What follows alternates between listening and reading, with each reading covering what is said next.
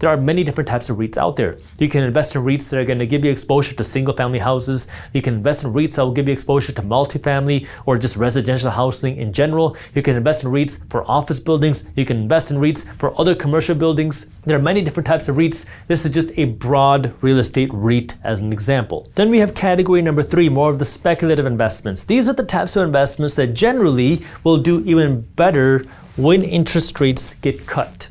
Why? Because again, when interest rates go down, you tend to have more money floating around out there. Institutions will go out and borrow more money and put more money into these speculative investments, which allow for more growth in these speculative investments. There's a number of different ways to play this. We talked about Bitcoin today. Again, I'm not going to go into whether Bitcoin is a good or bad investment in this video, but you can go out and buy the actual Bitcoin. If you don't like the idea of buying the actual Bitcoin, then you could buy exposure to Bitcoin on the stock market, kind of like how you can buy exposure to real estate in the stock market.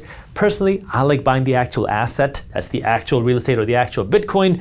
But if you wanted exposure to Bitcoin through the stock market, there are funds like IBIT that can give you exposure to that Bitcoin. You can invest in other growth types of funds. One example of a growth fund ETF on the stock market would be something like VUG, giving you more exposure to the growth types of companies. These are the smaller companies on the stock market that are trying to see more growth. Or another example of more of a speculative type of fund would be something like ARKK, ARKK. This is headed by Cathie Wood. Again, this fund did extremely well when interest rates were cut.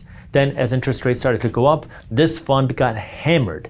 Why? Because these types of speculative investments do better when interest rates are going down, and they don't do as good because valuations get hurt as interest rates go up. Or maybe you say, Jaspreet, I think inflation is going to be a much bigger problem. I think we're just getting started with inflation because of oil prices and this and that. Well, there are funds that can give you exposure to TIPS, Treasury Inflation Protected Securities. What that means is you're making a loan essentially to the United States government, but now the interest rate that you're going to get paid is going to change based off of where inflation is. So if inflation is going up, the interest that you get goes higher. If inflation rates go down, well then the amount of money you're going to make goes down as well. Now again, you can buy these TIPS directly from the government. A TIP again is a Treasury Inflation Protected Security. You can buy these straight from the government, or if you want to do it through the stock market, there are funds out there like SCHP, which will give you exposure to these types of inflation protected income investments. And going hand in hand with that would be something like gold. Now, gold is an interesting investment. I don't like to think of it like an investment. I like to think of it as an alternative way of saving hard money,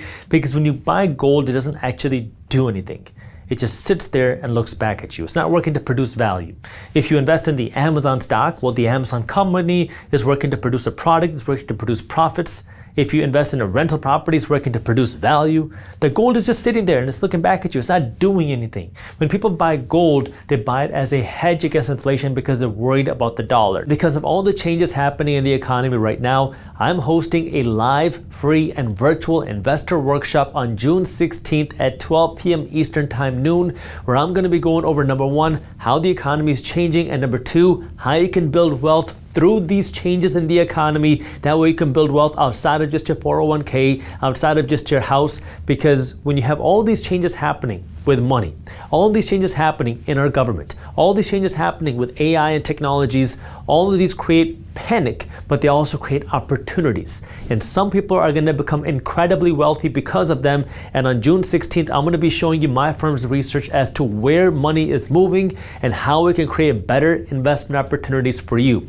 It's a free workshop and it's live, but you do have to register to reserve your spot because our software has a limited number of people that can actually join us live. And in the past, when I've done these live workshops, we've hit capacity every single time. And as an added bonus, when you sign up for the investor workshop, you're also going to get Market Briefs, which is my newsletter for investors, completely free. It's read by hundreds of thousands of investors every morning. And when you show up live on my investor workshop on June 16th at 12 p.m. Eastern Time, noon, you're also going to get a free digital copy of my company's new book, How Money Changed Forever. But to actually get a digital copy of this book, you have to actually show up live on June 16th at 12 p.m. Eastern Time. time noon. So if you're an investor, I invite you to join me for a live investor workshop on June 16th. If you have not registered yet, again, I have that link for you down in the description below. Now, the thing that I want you to understand about gold is you can take a look at this chart of gold prices right here. And what you'll see is that when people are concerned about inflation, like when the 2008 crash happened, money printing was happening, interest rates were cut, and people were worried about inflation, and gold prices skyrocketed between 2008 all the way up to 2012. In 2012, it became clear that hyperinflation was not happening, and then gold prices crashed, and they stayed low all the way until 2020. And then in 2020, when the money printer was turned back on with the pandemic and interest rates were cut, gold prices skyrocketed, and they've been going up since then because the money printer hasn't stopped, because concerns about inflation haven't stopped. And so the thing you want to understand about gold is traditionally it's a hedge against inflation, it's a hedge against something bad, and when people are not worried about bad things happening, gold prices generally don't go up that much. It's not normal to see gold prices outpace the stock market. So if you want to invest in gold, again, there's a couple ways to do that. You can go out and buy the physical gold itself, which is buying the actual asset. Or again, you can go out and get exposure to gold through the stock market through a fund, something like GLD.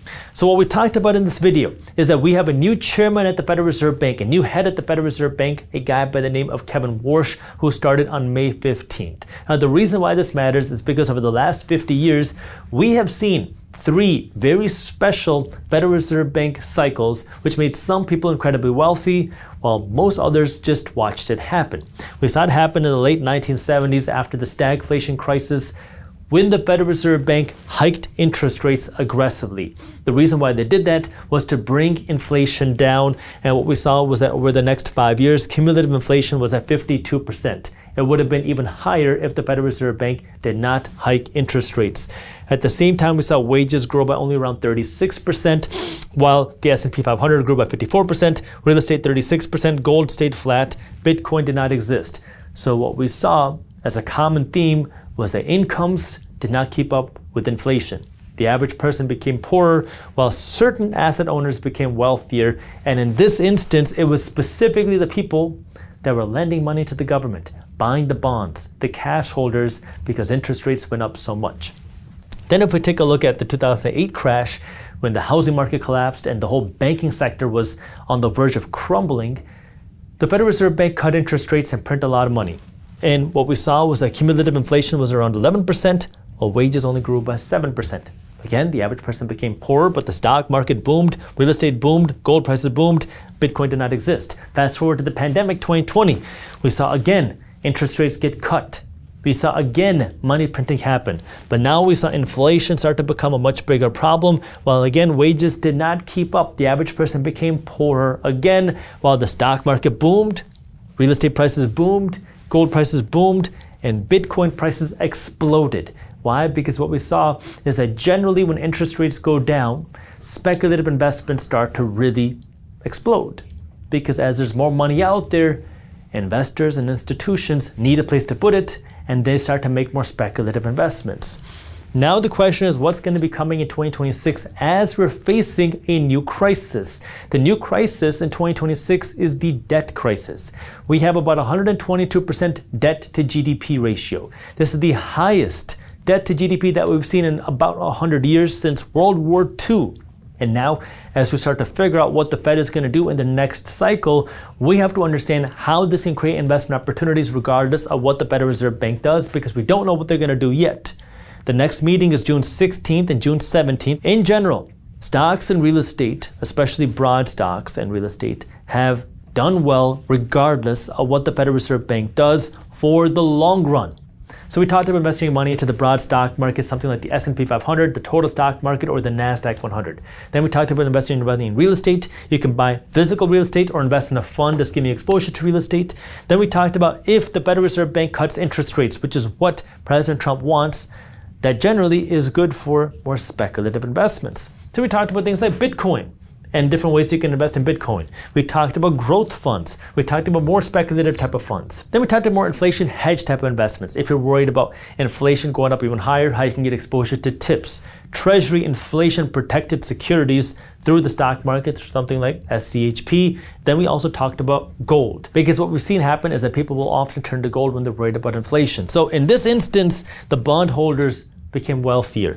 In these instances, the asset owners became incredibly wealthy. We don't know what's coming next, but while history doesn't exactly repeat itself, it does rhyme, and you can use this knowledge to hopefully make smarter investment decisions. If you enjoyed this clip and you want to continue your financial education journey, I have another video that I think you'll love. All you got to do is click that button right over there. And for those of you who want to stay up to date on the top finance and business news, you can join Market Briefs, my free financial newsletter, by clicking that button below. Thank you for watching, and I'll see you in the next one.